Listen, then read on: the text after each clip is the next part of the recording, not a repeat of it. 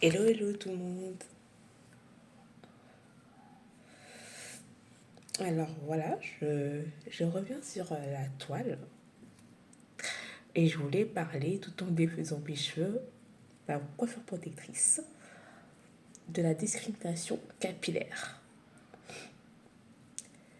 Qu'est-ce que c'est la discrimination capillaire? C'est de juger négativement un attribut physique.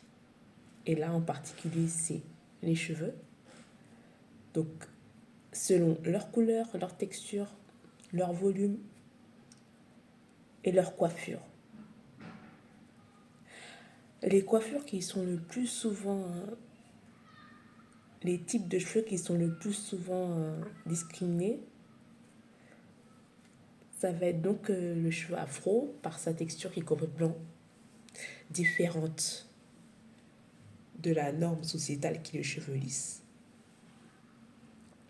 Il y a aussi donc, les coiffures, donc par exemple les dreadlocks, qui font appel dans l'imaginaire en fait collectif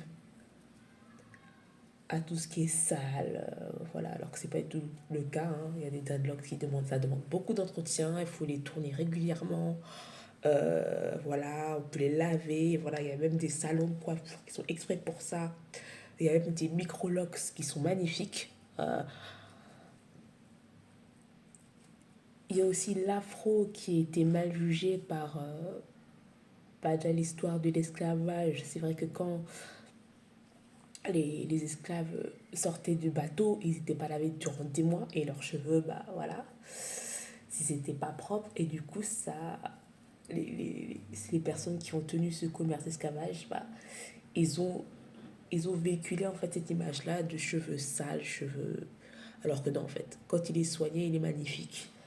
Et les couleurs de cheveux, ça peut être le blond, ça peut être jugé comme une couleur qui est très séductrice ou enfantine.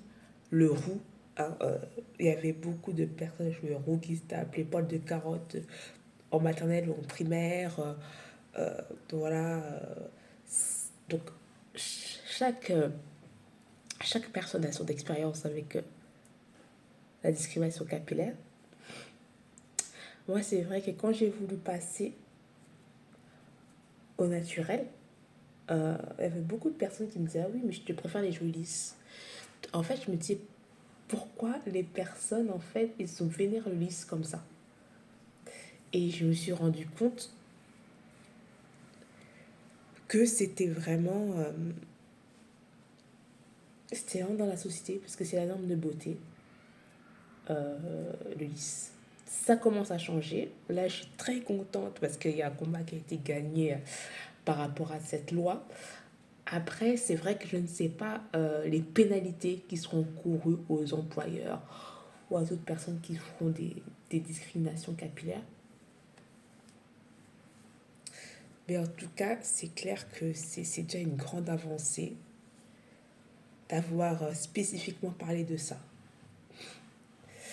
Il y a même déjà, surtout dans les métiers d'accueil, dans les métiers où l'image compte, comme dans l'hôtellerie ou comme les métiers de l'aviation, par exemple comme steward ou hôtesse de l'air.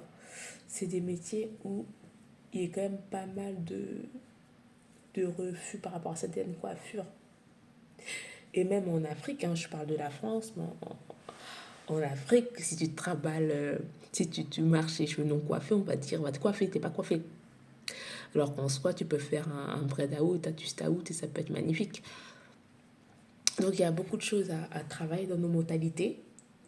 Et je suis là pour ça. Je suis Jean-Jacques Plogan, fondatrice de Céleste Crone et thérapeute capillaire. Donc j'accompagne les femmes à restaurer leur chevelure, retrouver leur identité capillaire, leur identité émotionnelle, la restaurer et ensuite faire qu'elle rayonne de l'intérieur vers l'extérieur. Donc voilà, je vous dis à bientôt. Bye bye.